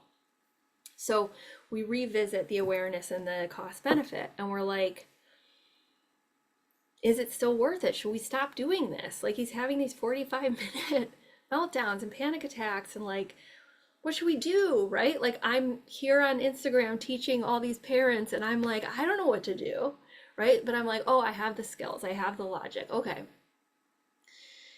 You know, he's coming home from practice. Let's look at the indicators. How's his sleep? How's his eating? How's the equalizing? Let's look at the data. His sleep is better. He's going to bed earlier. He's sleeping in. He's moving his bedtime from like 10 and 9 to like, I'm tired after practice. I'm going to go to bed at 8. So I'm like, okay, empirically, that's not getting worse. Is he having accidents, like toileting accidents? No, he's not having accidents. Is he eating less? Actually, he's starting to eat hamburgers and chicken because he says the football players eat hamburgers and chicken. Okay, so there's that data. And I'm like, well, objectively, like outside of the practice, he's not doing worse, right? And after his not temper tantrums, his panic attacks, like he'd sort of come out of it and be like, okay, let's go back to the drill. And my husband would be like, practice is over, bud, right? So we decided to continue. But what was the cost to the family system? We also looked at that. The biggest cost, honestly, was to my husband's nervous system, because it was a lot to manage and hold space for. And we also, sorry, I got lost for a second. I'm still in cost benefit. So it was hard on my husband's nervous system, but it seemed to be helping my overall. My son's nervous system was a little bit more benefit than cost. And then we looked at me and William, who has 3 months of evenings just with me, the whole house to himself. So his anxiety is reducing. He's like getting all this one-on-one time with mom. His teachers are telling us like, you know, he's really coming into his own. So I'm like, okay, so the benefit to the family is probably net positive. So we're like, okay, let's keep him in for the time being. Obviously, inner work had to be done for my husband. And then we're like, you know, we had gone through the accommodations. What are all the ways we can soften this for him? My husband had to be a nervous system there, right? Like, so he could have some autonomy of opting out of the drills. He had to be there for every practice. And, you know, he obviously uses things like declarative language and signaling safety and all the things we're going to learn. Affirmation played a role where we were continually talking about why this is difficult for him, because we had this foundation of having a name for his nervous system and him having some understanding of PDA that we had laid the groundwork for 5 years, not 5 years ago, when he was 5. And then advocacy. My husband had to do advocacy to communicate the situation and set the boundaries, which are about like what we will do in response to things. Not expecting them to change the game, because that's not going to happen, but communicating like this is what we're going to do in these situations. So all of it was very uncomfortable, right? All of it was very uncertain and uncomfortable. But looking back, it was absolutely the right decision. Football is his special interest. He's, you know, constantly outdoors playing. He's counting down the days till the next season. My husband is not. But like, we can only see that it was the right decision in retrospect, right? All we can do is use the skills and the tools and the mindsets and the awareness that we have to make the best decision with the information we have, right? With the mindset of this is an experiment, right? And sometimes we're going to mess up and then we'll make a different decision. But my hope for you is that whether or not you purchase this program, you got a little overview of the skills. And hopefully it will allow you to see things differently, that like this is what supports parents through the fear of like what's gonna happen, you know, what's gonna happen 10 years down the road, or are they gonna be abusive, or whatever it is, of like, let's ground down into the now. Let's take a sacred pause, which we didn't go over, but like take a sacred pause. And let's go back to our skills. Let's go back to the data right now. Let's go back to our cost benefit decision making. Let's be radically present and just know that we're doing the best we can with it, with what we have, the skills that we have. Okay, so that is my presentation. It took me an hour and a half to get through the whole overview of the program. It is comprehensive. And now I have the submitted questions, which I will quickly go over. I hope this is giving you clarity. I'm going to take a pause and take a breath and take a sip. Can you guys give me a thumbs up if it gave you some clarity? Okay, great. Thumbs up, Erin, Naomi, John, and Ingrid. Martina, Maggie, A. Powell, Lena. All right, let's get into the questions that were submitted. Okay, Sam's question. If our PDA children need to use our neurological systems to help them co-regulate, how do we learn to regulate our own neurological systems, especially if we are PDA neurodiverse parents ourselves? And how do you regulate your neurological system? Okay, so there's a couple things that I view as supportive of a PDA nervous system in an adult, which is having agency and autonomy and equality. So the program itself is designed to have a horizontal relationship between me and you. I am not a guru. I'm here to support you as like a professor and guide you through ideas and materials that you decide what to do with, and there isn't a wrong answer, okay? So having agency, I think some of the tools that we talked about, especially the cost benefit, finding meaning and having agency, is extremely regulating to most nervous systems, but above all PDA nervous systems.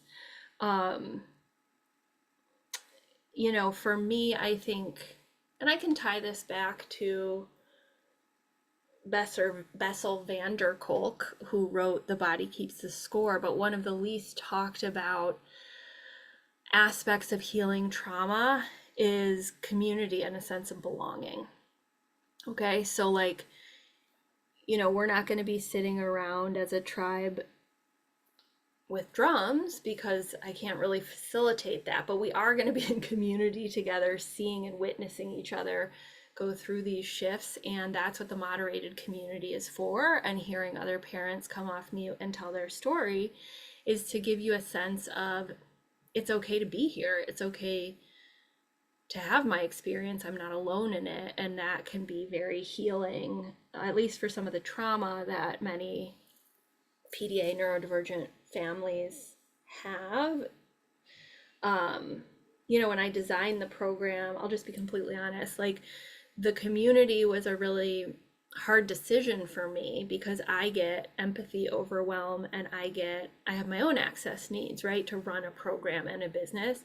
And like, I know for myself, when I have run the community by myself, it was too much for my nervous system, right? Which is why we have Donna and why we have Kendall.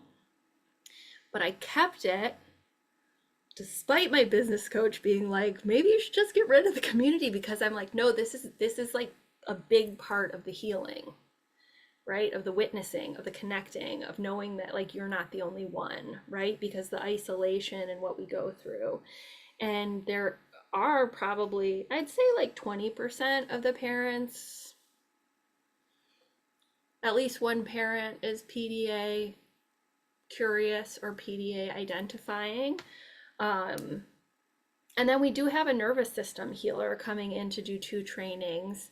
Her name's Ashan Toffler, and she is going to teach us havening, and she's going to teach us small exercises to tone the vagal nerve to support the nervous system. And then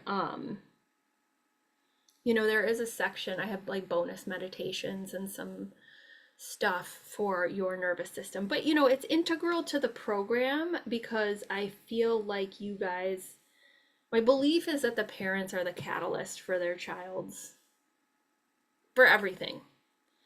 This is why I teach parents, because I believe that like when we change and our nervous systems can regulate, it impacts our children's nervous system. So,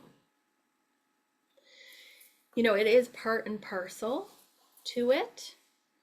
I do remember the time in my life where like if I sometimes when I post on Instagram, I'm like, oh my God, if I saw this 5 years ago, I'd be like, who the F is this person like going to yoga?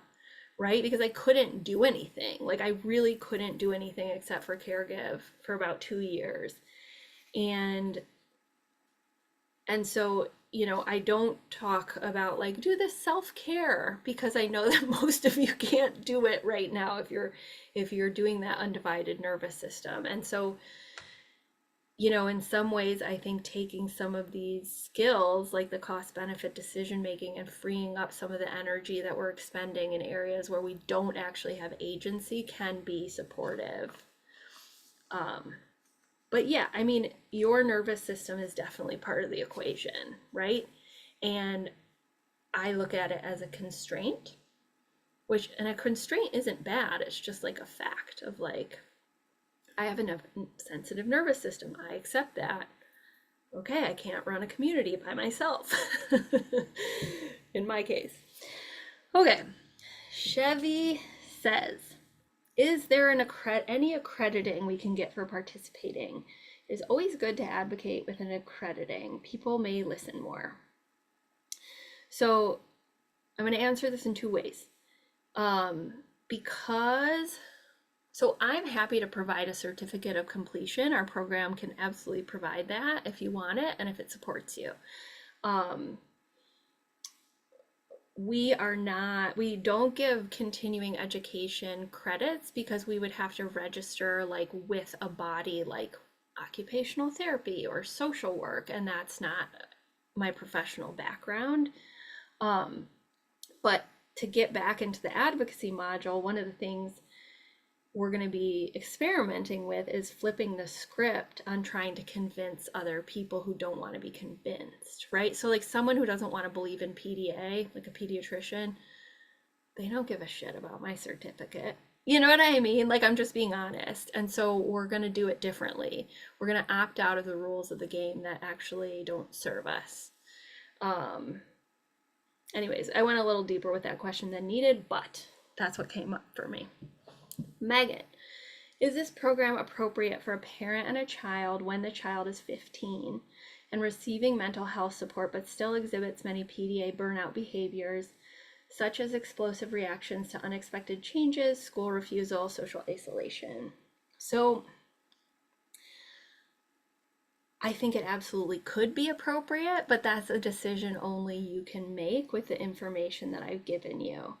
So again, like, it's not an either or of like, we're working through a PDA lens, so we don't care about mental health. No, not at all. Like, of course, there's other lenses that are relevant. And if you like your professionals who are experts in other things like sensory, mental health, whatever it is, you should continue with them, right? That's not my area of expertise. I think part of this question is like, if she's not in severe burnout, is it still a good program for her? As I said, the skills are for the lifetime of your PDAer, and it's what essentially we're going to be modeling for them to learn so that they can manage themselves through awareness, acceptance, accommodations, affirmation of their identity, and advocacy. So, you know, it's not just to get your kid out of burnout or prevent burnout. These are skills that we're learning so we can also teach others in our life, especially our PDA children and teens, because they're going to be PDA adults, right? And the voices and approaches and lenses that we use and become fluent in are the ones that they're going to use, right? So if that resonates, then it's the right thing. If it doesn't, you do you. No problem. Molly says, I have a 26-year-old daughter with PDA. We just found out about this and she's been experiencing burnout since February 2023. She is unable to hold down a full or part-time job at this point and lives at home with us. Is this program useful for our situation? Would the money be better spent on getting her to cope with this instead? I listened to your podcast and understand what PDA is. It was super insightful to understand what was going on. Okay, so again, like, I'm modeling for you the approach I'm going to take in the program, which is like, I can't tell you if this is worth your money. I can't tell you what's right for you. Like, I'm turning it back to you, right, with the information to make the decision. But the reason this person is probably asking the question is a couple different things. One, she's older, right? So most of the families in this program are parents who have children between the ages of 3 and 18. I saw a lot of families on the wait list with adult PDAers between the ages of 20 and like 28. And what I said in some of the wait list emails is the foundational skills and ideas are definitely applicable, but at the same time, it's for parents, right? So if the money is better spent to find a neurodiversity affirming PDA autistic therapist that the 26-year-old resonates with and wants to work with, like, spend it on that, right? To be honest, because really it's like the whole foundation is the felt safety and trust of the parent-child relationship, and that can be a little bit trickier with a 26-year-old, right? And so if that is who she believes herself to be and how her nervous system works, I would, if I were you, probably seek out an adult PDAer to provide those services, just to be honest. But everyone is welcome. Like, if you want to learn to work through this lens as a parent, like, of course you're welcome. Okay, Stacy. I was wondering if the program, you would be able to talk about options on how to seek diagnosis. I feel very stuck in that area and not sure how to proceed. Will you touch on that in the Paradigm Shift program? Okay, so this is a perfect example of a cost-benefit decision that we would work through together, right? And we would think through a lot of different things. Like I would want to know, what country context are you in? Like, what does this mean for schools? What does this mean for therapy, advocacy, access, like legal rights? Like we would look through all the different costs and benefits, and I would support you, Stacy, to get clarity on this decision, right? If you already know you want to seek a diagnosis, we do actually have a free PDF in the free Clarity Masterclass that walks you through how to think about it. So that's free. But yeah, so this is a great example of like how I don't have like a lesson on like how to get a autism diagnosis, right? There's a PDF handout on it and how to think about it, and we can use all our skills to approach it and address it and think through it together. But it's not, I don't have like sections of the program that are like every single possible scenario that you would use these skills for, if that makes sense. Okay, Sarah, my husband and I would still like to do this program even though we're separating in a few days. How do you see that working? Thank you. Absolutely fine. You would just each have your own unique login. You would all have the same access to everything, and you could just go at your own pace and have your own Zoom link. So that's actually like deliberate in the design of this program, because you don't have to be married or living in the same household to be co-parents going through this. You could be a parent and a grandparent, right? So it's just whoever the care team is for the PDA child or children or teens. And we do this deliberately also because one of the main sticking points for families is often the different paces at which the parents come to terms with all of this. So especially if you have a partner who's resistant, it might take a while, and they might need to have the opportunity to log on in 4 months, and that's when they're going to do it, right? So it's important to have that autonomy, I think. Okay, Liz, is there a way we contribute to scholarships, sponsor a family in need? Okay, so we do have each cohort, we randomly select scholarships for BIPOC, disabled, single, low income and or low income families. There's a short application. It's literally for like click 4 things. If you have not seen that application, please email journey@peaceparents.com. But I will say, like, you know, right now we have like 300 applicants, and we are not going to select 300 people for the scholarship. So like, we do our best, but this is a business, not a government entity. So yeah, if people want to contribute to that, we do have a donate section, and all of our Amazon affiliate, like if you go to the resources page and buy a book through our Amazon affiliate, all the proceeds go to scholarships.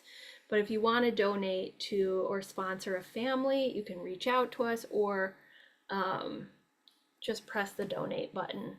Sometimes the grandparents, you guys, they're so great. Like a grandparent will be like, just donate $150 and be like, this is for a family. And I'm just like, I love you. You're so great. The grandparents. Sorry, that was random. Okay. Jera, will the program cover in-depth strategies on how to navigate difficulties regarding siblings? Yes and no. Okay, so there isn't a section on siblings, but there are examples of siblings. So for example, like in the cost benefit decision making, I use examples of siblings, but ultimately, like, there isn't a like, this is what you do when you have trouble with siblings, because again, like, it has to be valid to your situation. There isn't like a script that you use to fix siblings, right? So we can apply all the skills like I did illustrating the tough situation about like, don't we keep my son in football, a lot of parents come to the spot coaching to talk about siblings. So that's why I mentioned screen, school, siblings are the top 3 that parents are going to want to work through with these tools. So I hope that answers the question. I'm just going to like look at your faces. Does that make sense? Okay, Kelly's nodding. Aaron's giving me a thumbs up. Yeah, so it's not like a whole section on siblings. It's like we can apply these tools to siblings. Here's how, and we're gonna have weeks to work through it. So I might, for 12 weeks, talk about a sibling situation. Probably not in the awareness modules, but like it comes up over and over again because I know it's a really, really hard situation. Okay. Catherine, our son has had a significant problem with depression and is taking antidepressants and recently started taking medication for ADHD. Oh, is this program appropriate for families where the child is taking medication for some aspects of their issues? Absolutely. Yeah. I mean, I will say the only thing I can't do, okay, the only thing I can't do is I can't give you advice on medications. Okay, what can I do? I can give you patterns, my personal story, and the experience that other parents have had with medications so that you can inform your own decisions. Because if it would be unethical for me to be like, oh, you should try Prozac, right? Because I'm not a doctor. But I have a bird's eye view and I can talk to you about patterns. Also, outside of the program, if you're interested in learning about other parents' experiences with medication, you can go on our Instagram account and there's a highlight underneath my profile picture called medications, and it's just a bunch of parents' experiences with different medications. But yes, it's absolutely appropriate. Medication is a decision that is personal to the family. We can absolutely talk about it through a cost benefit and awareness lens. And it's something that, we do in the cohort. I just have to be careful to stay within the bounds of my professional ethics and not be like, you should try this. And also, there's a lot of families from the UK, so I understand that, with nationalized healthcare, there's less access to some of these medications, and if that's the case, we go into different types of problem solving. Okay, so Jane, hello. My question is, if your child doesn't have an official diagnosis of PDA or autism or any other mental health problem, would the course be right for us, or can you do more harm than good without a diagnosis? My child doesn't have a diagnosis of anything, but I've had success in getting a calmer home environment with the ideas in Casey's Facebook reels, and so my thoughts on my child maybe having PDA are based on this alone. Okay, so this is a great question. So one of the main points of this program is to support you to try things in a different way and collect data, right? So if you're starting to if you're doing certain accommodations, like for example, the humor accommodation, some parents really feel sticky around, or the diffusion one. And what I'm going to say is not keep doing it. You need to do it better. You need to do it more consistently. This is what works, because what would that be doing? Repeating the same dynamics of I'm the expert and guru and you have to do it and it's not working if your kid doesn't respond the way I'm expecting. Absolutely not. No, the dynamic is going to be, if you're feeling like your childhood trauma is being triggered too much by this type of diffusion medication, then don't focus on it. Let's go somewhere else, right? Or, my kid, when I do the humor accommodation, they get more activated. Then I'm going to say, okay, like look at that data. Tune into that data. What does that tell you, right? So there isn't any I think where we can get scared is my kid has these OCD like behaviors and, I'm about to commit to this 12-week exposure-based intensive program, and like I've heard other families go through it and it's made things worse. We can always pivot and make different decisions at any point in this program. Like, I'm not here to be like, you must, right? Additionally, all of the accommodations, especially, which is module 3, are grounded in brain science, and they're grounded in polyvagal theory, and they're trauma informed. They're specific to PDA and the why the nervous system activates, but the mechanism of the nervous system, it's like trauma informed strategies. They're child led, they're play based. Like, I don't think it's going to harm your kid unless you're thinking through the lens, which is something that we're going to be trying to get out of, which is like, if I allow them to get away with this, then they're never going to stop doing it. They're never going to learn the rules. They're never going to do X, Y, and Z.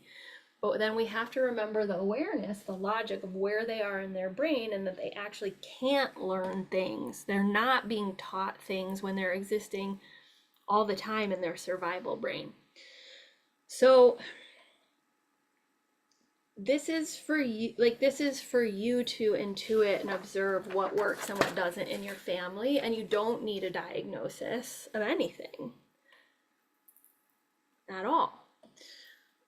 It's about whether or not this resonates and you think it's the right fit for your child's brain and nervous system. Okay. I'm not going to be answering raised hands just because of the nature of this call. Just so you know, Maria, because I'm prioritizing what got submitted beforehand. Okay, Holly, I hear you talk about 3 discrete phases of nervous system regulation: burnout, recovery, and equilibrium. We spent the last 6 months trying to pull our 11-year-old back from the brink of burnout, but I don't know where that puts us. Can you talk about how you think of PDAers who have perhaps not experienced full burnout, but have been redlining more often than not for weeks or months? Okay, so how I think about burnout is just the point at which cumulative nervous system activation is consistently past the threshold of tolerance, so that 2 things are happening. Any perceived loss of autonomy or equality is going to go right into fight, flight, or shut down behavior. And one or more basic needs is they're being disabled from accessing them. So this is when you see a kid who might have been a picky eater stop eating, or you have a kid who maybe had some trouble at bedtime, not being able to sleep without being co-sleeping. Okay, so that's how I define burnout. Recovery is the year-long period when you're reestablishing relationship and trying to get cumulative nervous system activation below the threshold. That doesn't mean the neuroception changes. It doesn't mean that your child won't activate when they perceive losses of autonomy and equality. They will just have more of a window, so they're not tipping over into these extreme behaviors or not able to access daily life. So how I think about a kid who's redlining or like hovering around burnout, there's 2 ways to think about this, and I've had to trigger parents with my answer to this, my question to this. There's 2 things that could be happening. One, we might need to be exploring your decision making around bigger structural constraints like school, or deepening accommodations in the home. Maybe like you're using lots of declarative language, you're lowering demands, but the energy behind everything is still, I get to decide. I'm doing this so you do what I want you to do. You don't actually have autonomy. It's not going to do the job, right? That's not sufficient. And it's not like we apply these things and then we're done, right? It's a way of being with your child. Or the other thing that might be triggering is asking the question and inviting the exploration: is this burnout, or is this the level of your child's nervous system disability? In which case, we move into more work around radical acceptance and stop beating ourselves up about like, if I just accommodated more, or if I, you know, because sometimes families come in and they've done it all, right? They've like, one person's quit their job, they've pulled the kid from school, they've been unschooling, they're like better at accommodations than me, and they're like, why is my kid still in burnout? And so the reframe is like, that might be the level of the disability, and so what would we change if nothing changed? Like, what are the things that we can change in our lives, and how can we look at this so that you can get unstuck, right? But I can't tell you that just from looking at a family or hearing how they talk, and sometimes we don't know. Like, I've had families who thought that was the level of the disability, they completely let go finally, then the kid perceives more safety, and then things start to move in a different direction, and it's like, oh, the level of radical acceptance actually wasn't there. Does that make sense? Scott, Aaron, Catherine, John, Ingrid. Okay. What tools? Okay, Ellen. I hope I'm reading the right name with the right question. Okay, Ellen. What tools do you use to observe your child? Okay, so that's what we talked about briefly, but we'll go deeper into in the program, which is developing indicators or like measurements. Like, how do we know if we're observing connection? How do we know if the nervous system accumulation is coming down? How do we know if basic needs are improving? And I can help you tailor it to your specific kid. How do I take care of myself, sustain this level of parenting as a child's safe nervous system? Yeah, I mean, lots of life changes. I think that goes a little bit outside of the scope of today. What's the metric of success for the program? What do families report gaining from engaging with the PSP? So I answered those questions in the 3 time horizons, and it's a totally valid question. If you're investing in a program, you want indicators of it being effective. Okay, Scott, we've listened to a large number of your YouTubes and listened to your podcasts, your purchase content. The main purpose we'd like to take this program is how to deal with the situation of navigating our 7-year-old daughter who won't go poop in the toilet but continues to poop in pull-ups at home and away. Would this program apply to us when we've ingested most of your content otherwise, or would you recommend a different approach for us? Seeking cost-benefit analysis guidance for this particular issue in your PSP.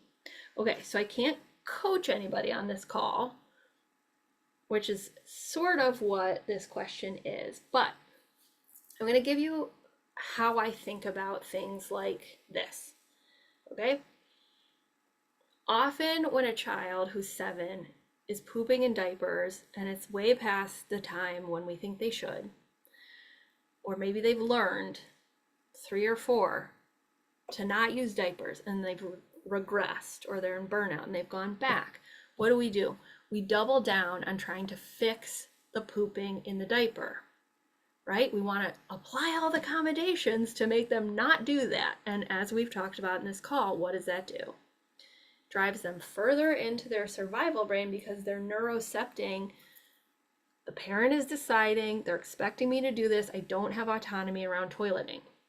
So the way I look at basic needs is that we look at them as like a dependent variable, like an outcome of all the cumulative nervous system activation. And then this is telling us what's going on underneath.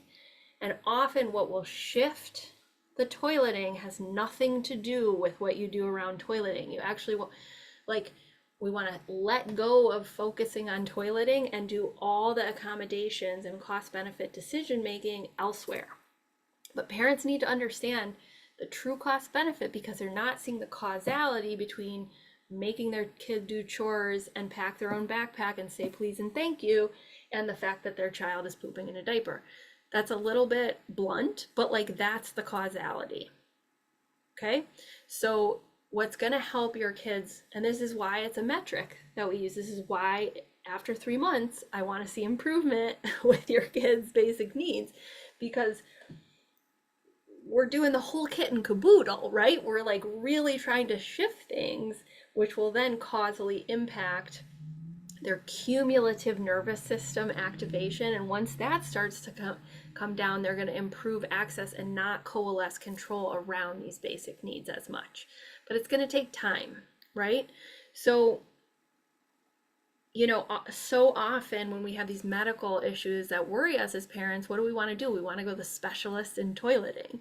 We want to go to the encopresis specialist at Stanford Medical School, right? But that physician or very intelligent person is looking at it outside of the causality of like the cumulative nervous system activation. They're looking at it in isolation, and that's not what we're doing. We're looking at this holistically. And we're looking at the true causality as a nervous system disability. Okay, so Scott, I can't tell you what the cost and benefit of your purchase is, because only you know your constraints and only you know your costs and benefits. Jillian, we have multiple kids, adults with neurodiversity in our house, only one with PDA. Will this course help find the balance and adjust needs accommodations that fit within the whole family? Yes, but it will not solve conflicting access needs. Okay, for example, my PDA son loves to stim verbally. He loves to make noise. He is in constant motion making noise all the time. He likes to have loud YouTube. He likes to be very loud, right? That's an access need for him, to feel regulated. I am someone who expected to spend my life in quiet libraries. That's my access need. This program doesn't solve that, right? What it might do is be like, radically accept your own sensory needs and put on those headphones, mama, which is what I've done, right? But it will, if you allow yourself to accept the constraints and see clearly what your actual agency is and where that is, even though it's going to be messy and triggering and you're going to be mad because you don't want it to be that way, if you work through the cost benefit truly and apply it and allow yourself to do it, it will help you find a balance. It's just not going to solve the conflicting access needs, okay? Because like, it's like, how can you solve that without, you know, me moving myself into a padded room and like not coming out to be with my family? I'm being a little bit facetious, but I just want to be clear, because you guys are on a call about the program, of like, I'm not hiding some magic solution from any of you that I'm like, ooh, I didn't put this on social media and like it's only in the program. Like, I don't have all the solutions. I can only guide you to find your own. Okay? All right. But yes, we absolutely take into account neurodivergence. Like, yes, I would say like half the parents have one, at least one of them are neurodivergent. Like, that's, it's genetic. Turns out, like, it's gonna be a big part of the experience. Even if you or your partner isn't neurodivergent, you might look to your family tree, maybe your sibling, maybe your parent was. Like, when you go through this program, you'll get more clarity about who in your family tree this might have fit. Okay? All right. Sarah. Okay, this is kind of a long question. I'm going to skip it because she did two, so I'm just going to do the next one. Another question. How does Dr. Ross Green's approach work with your approach to helping PDA children? Can they go together? Okay, yes, absolutely. This is how I think of it. So many things can be so amazing for our children, whether it is an awesome mental health therapist, the safe and sound protocol, neurofeedback, Ross Green's collaborative problem solving, a lot of declarative language. There are so many modalities that can help our kids. However, I often see parents trying to apply skills and accommodations when they haven't focused on felt safety and relationship first, and they haven't understood the root cause of the resistance. Okay, so like Ross Green is like plan A, plan B, and plan C. Like plan C aligns pretty well with a lot of what we're learning here, but it's not addressing the deeper root cause, which is autonomy. So anytime you're trying to impose a therapy, even if it's a great one, without their buy-in or consent, there's going to be activation and potential avoidance and resistance around it, which can work in counter to what you're applying.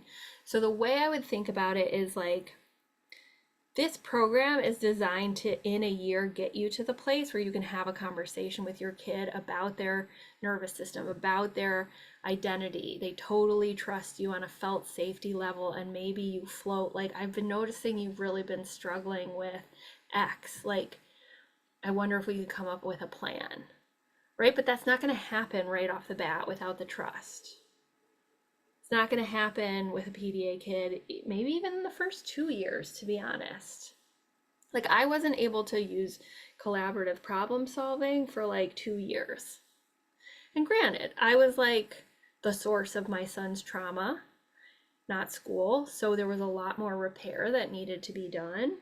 But the sticking point I see parents at is that they're taking this tool and trying to apply it and get an outcome, and the child is perceiving that, and so their nervous system is going off and they're rejecting it, and then the parent's like, wait, this is a great tool, and it is, right? So this is the foundation. This program is helping you to create the foundation on which you can explore the next step with other professionals and other modalities, collaboratively with your child, right? Like, my son's in occupational therapy. He takes anti-anxiety medication. We've done lots of other stuff, but it's always been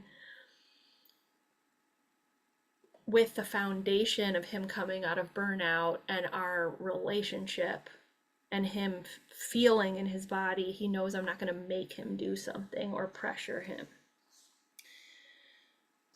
Okay, will this program be beneficial for those parents whose child has already come out of burnout? Absolutely. Absolutely. So the skills and tools and mindsets are not just for burnout. It's teaching you to think differently and be differently with your child, and helping to model for them how to care for themselves as adults, right? Like, for example, when we're de-escalating a meltdown, instead of trying to stop it, we're modeling that for them over and over again, how to view what's happening in their body and what to do about it. When we're lowering demands, we're modeling for them, like, when they're 20, ooh, maybe I don't take that corporate job in a cubicle and then go out to happy hours, or whatever it is. Like, we're building this awareness and we're modeling it for them. So that's my perspective. This is the foundation, regardless of burnout or not, and hopefully the skills will serve you on and on, like they do for me. Okay. Mary Chen. No investment can quantify the value of getting us unstuck as a family. Saying that is a big financial investment for currencies that are not US. Could you share testimonials from other families going through this program? I feel so bad to ask this, but in our current situation, it feels like it will take a miracle to get us from where we are now to where we are thriving. Okay. Yes, absolutely. So we have a whole page on our website just for testimonials that you're welcome to peruse. I get that it's a lot of money for those of you, for some people. We do have those scholarships available. But yes, please look at the testimonials, and also know, like, if it's not the right time, you can always take it at a different time, right? Like, it's not, going to go away as an offering. Catherine, we won't be able to join the live sessions due to work schedules. Will there still be ways to interact, engage with other families? Yes, so the primary way to do that will be in the moderated community, where you can post and connect. And in the alumni community, there's also an optional Google spreadsheet where you can put in your contact information and your geographic location so you can connect across cohorts. So I have had a couple families who've like found each other geographically, like sent a picture of them taking a walk, which was really awesome. Let's see. Although not diagnosed by any doctor as PDA, oh, this is from Donna. Having followed and viewed your post, my daughter is a PDA. Most of your referencing is for kids and teens. My daughter is 28, deaf, epileptic, cognitively delayed, and has some mental health issues. My question is, has she aged out of your program, and do other challenges present a problem with success in your classes? So I don't think it presents a problem. I think it can be supportive, and Donna, our Donna, is a great example of this because her daughter has Down syndrome and chronic migraines and allergies and lots of other stuff going on. And she's 21. But working through a PDA lens helps you identify like what is causing what, right?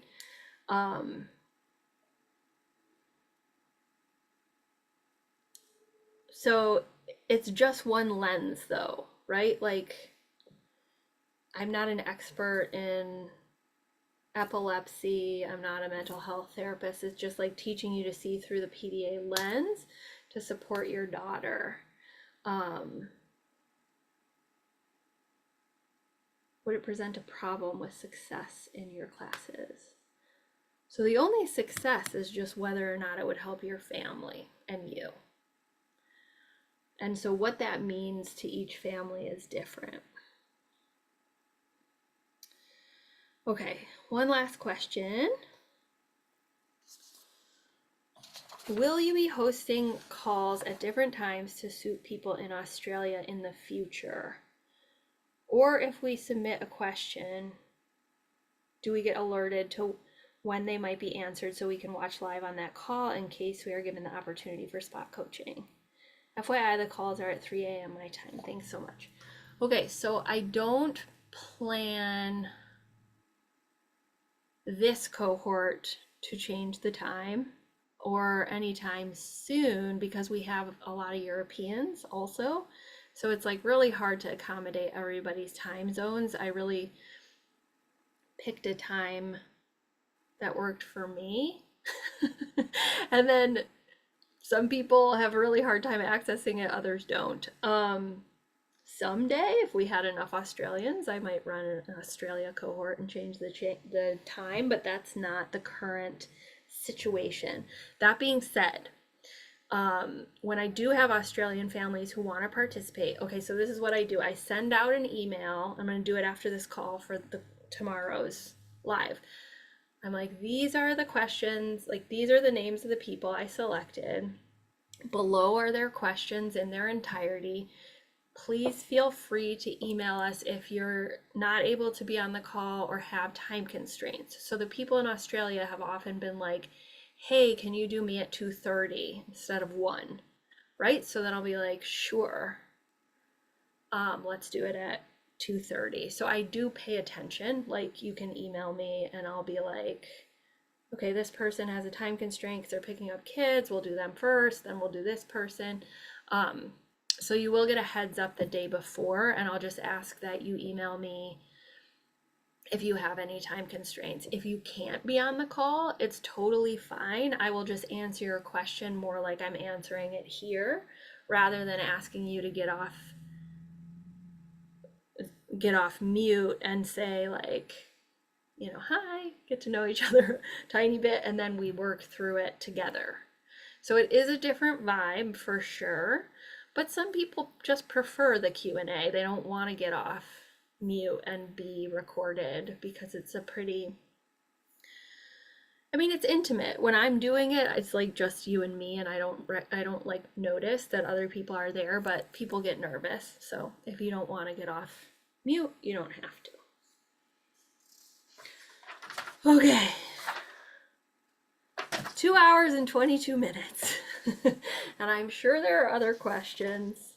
But I think I'm going to start losing my words. Usually this is about when I have to get off, when I'm on the live call, because I won't be of use to anybody if I keep talking.